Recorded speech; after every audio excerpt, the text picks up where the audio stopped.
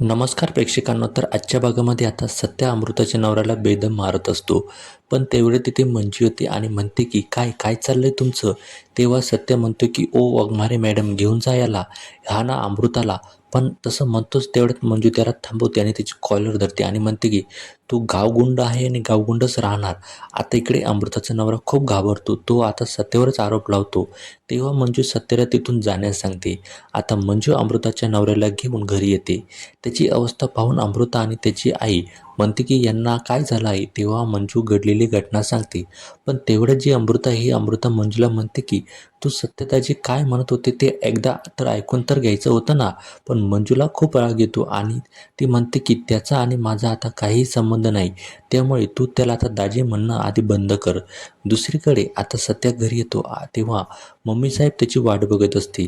तो आल्यावर मम्मी साहेब त्याला मंगळसूत्र देते आणि तेवढ्यात ते मंगळसूत्र पाहून सत्याच्या डोळ्यात पाणी येतं आणि तो त्याच्या रूममध्ये निघून जातो. तो मंगळसूत्र बघत असतो आणि त्याला मागचं सर्व जे आहे ते आठवत असते. तेवढ्यात तिथे त्याचे वडील येतात, म्हणजे पेंटर येतात आणि सत्याला म्हणतात की मंजू इथे तुला भेटायला आली होती का.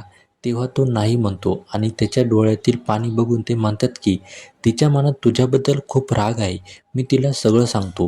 पण सत्य नाही म्हणतो आणि तो पेंटर आहे, हा पेंटरकडून वचन घेतो की तुम्ही वाघमारे यांना काहीच सांगणार नाही आणि दोघीसुद्धा एकमेकांच्या गळ्यात पडतात. दुसरीकडे आता पोलीस स्टेशनमध्ये पप्या सोडा म्हणून ओरडत असतो आणि गाणी म्हणत असतो. तेवढं तिथे मंजू येते आणि त्याला सोडायला सांगते आणि त्याला त्याच्या कॅबिनमध्ये येण्यास सांगते आणि त्याला विचारते की तू सत्याच्या विरोधात पुरावा दे, तुला काही होणार नाही याची मी गॅरंटी देते, त्याच्या कामाबद्दल सर्व सांग. तेव्हा पप्या तिला सांगतो की सत्य हा खूप लोकांना मदत करतो, तो गोरगरिबांची कामे करतो. आता हे ऐकून मंजूला खूप राग येतो आणि ती पप्याला जेलमध्ये टाकण्यास सांगते.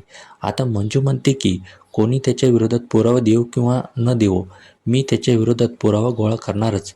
आता तेवढ्यात तिला वरतून कॉल येतो मुख्यमंत्री साहेबांच्या बंदोबस्तासाठी आणि तिची सर्व टीम बंदोबस्तासाठी जाते. तिथे गेल्यावर मुख्यमंत्र्याचा ताफा थेट माया पॅलेसवर जातो. तिथे गेल्यावर मंजू म्हणते की मुख्यमंत्री साहेब याला भेटायला आले का, आणि पॅलेसवर गेल्यावर मम्मी साहेब मुख्यमंत्र्यांचे स्वागत करते आणि म्हणते की सिक्युरिटीला बाहेर थांबायला सांगा. तुम्हाला हा रिव्ह्यू कसा वाटला आम्हाला कमेंट करून नक्की सांगा आणि आपल्या चॅनलवर जर नवीन असाल तर आत्ताच आपल्या चॅनलला सबस्क्राईब करून घ्या.